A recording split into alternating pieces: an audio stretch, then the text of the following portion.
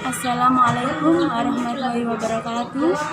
Perkenalkan, nama saya Rizky Rosalia dari kelas 12 IPS 2 Darul Ulum Sugio angkatan 2020 sampai 2021. Saya di sini akan melaksanakan ujian praktek mendongeng yang berjudul Si Bungsu Ular Raksasa.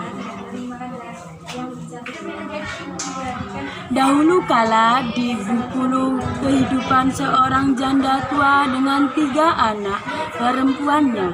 Mereka hidup miskin dan tinggal di sebuah gubuk sederhana. Untuk memenuhi kebutuhan mereka mengandalkan penjualan hasil kebun yang sempit. Suatu hari, wanita tua itu menderita sakit. Ia tidak lagi dapat bekerja, mengolah kebun dan menjual hasil kebun itu ke pasar. Kini pekerjaannya diganti oleh 3 anak perempuannya. Sudah berbagai tabib dipanggil oleh perobatan penyakit sang ibu, tapi tidak satu pun yang berhasil menyembuhkannya. Hingga akhirnya datang seorang peramal memenuhi 3 anak perempuan wanita itu. Peramal itu berkata, "Hai, ada satu cara untuk menyembuhkan penyakit ibu kalian, yaitu dengan memberikan obat khusus yang membuat dari daun-daun hutan yang dikemas dengan bara gaib. Untuk mendapatkan bara gaib itu memang sulit. Kalian harus mencari di puncak gunung. Apakah ada cara lain yang kami mendapatkan barang gaib itu, wahai peramal?" tanya salah satu orang anak. "Tidak ada, dan satu lagi yang perlu kalian tahu. Konon puncak gunung yang mengandung bara gaib itu dijaga oleh ular gaib yang sangat besar yang menyeramkan," ucap sang peramal. Betapa kecewanya 3 anak perempuan itu mendengar ucapan sang peramal. Ular gaib yang menjaga barang gaib itu menurut para penduduk desa akan memangsa siapapun yang berusaha mendekati puncak gunung tersebut. Anak-anak perempuan itu hanya diam membisu. Tidak ada yang berani pergi ke puncak gunung. Tapi si bungsu melihat menderita ibunya, hatinya terisi. Ia tekad keluar rumah untuk mencari obat bagi ibundanya.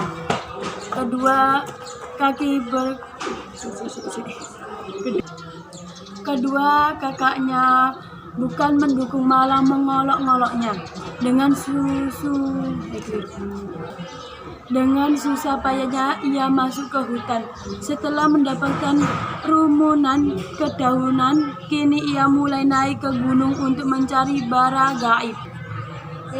Baik rintangan yang harus dimulai, tanah dan batuan yang semakin miring dan curam membuat tenaga terkuras. Ketika hampir sampai di puncak gunung, hatinya semakin miris. Rasanya takut menyelimuti dirinya, sebab ia harus melewati kediaman ular endrung terlebih dahulu. Gua tempat tinggal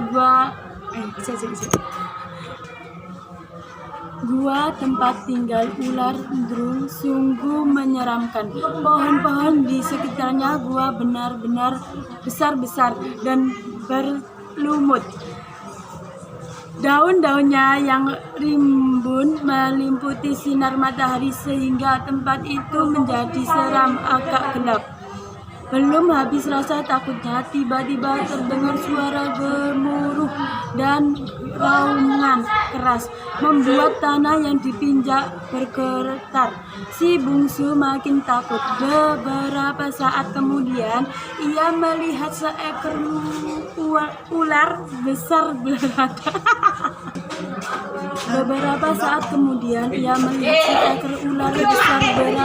Di hadapannya. Sorot matanya tajam, lidahnya melulur berulang-ulang. Demi ibunya, ia memberikan dari, "Wahai ular yang baik hati, bolehkah aku meminta sebutir bara gaib? Bara itu akan kugunakan merebus obat untuk ibuku yang sedang sakit keras. Tak setianya ular itu menjawab dengan ramah, baiklah, aku akan memberikan bara gaib, tapi dengan satu syarat, kamu harus menjadi istriku. Si bungsu menyanggup syarat itu demi kesembuhannya ibunya. Ia pulang membawa obat bagi ibunya. Setelah minum obat itu, ibunya sekali sembuh. Si bungsu merasa bahagia, tapi ia harus memenuhi janjinya. Esok harinya ia pergi ke puncak gunung untuk memenuhi ular drung. Suatu saat itu tiba di gua ular drung, hati sudah malam. Hari ya Allah.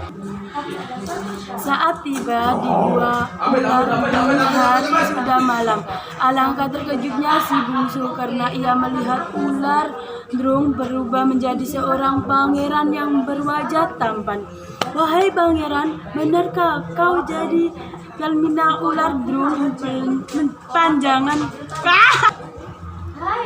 Wahai pangeran, benarkah kau ini jelmanan ular drung penjaga barang gaib? Tanya si bungsu. Benar, akulah si ular drung, namaku Abdul Rahman Al-Maisyah. Aku telah diusir oleh pamanku. Aku menjadi ular hanya di waktu pagi saja. Jika malam aku berubah menjadi manusia lagi. Pamanku berlaku curang.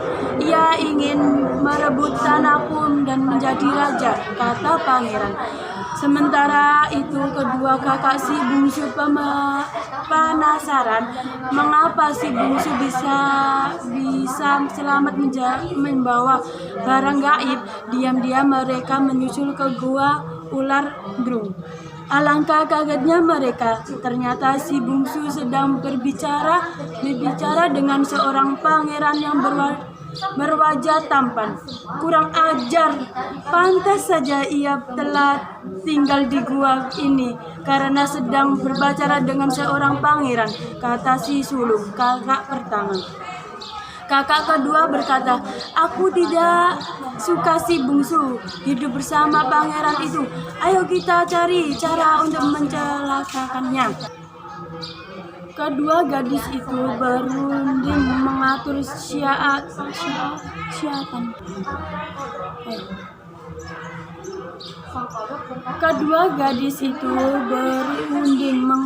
siasat mereka melihat kulit ular di depan pintu gua.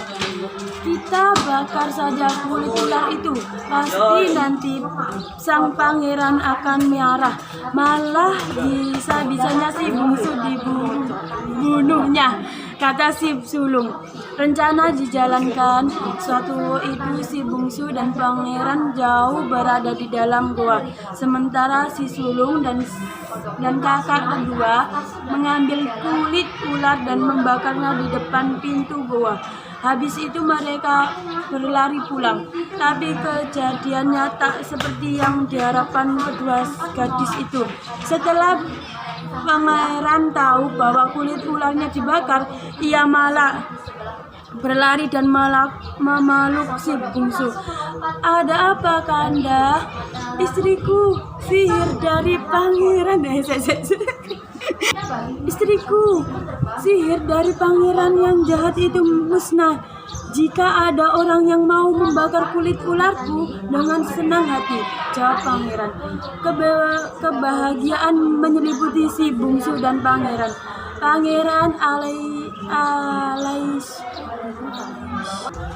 Pangeran Alamsyah kemudian memboyong si bungsu ke istana. Pamannya yang telah membuat jahat dihukum dan diusir dari istana. Si bungsu yang baik hati mengajak ibu dan kedua kakaknya ke istana. Keduanya kakaknya mereka bersalah dan malu. Mereka memilih tetap di dalam gubuk. Terima kasih. Terima kasih, sekian dari saya. Apabila ada salahnya, saya mohon maaf yang sebesar-besarnya. Wassalamualaikum warahmatullahi wabarakatuh.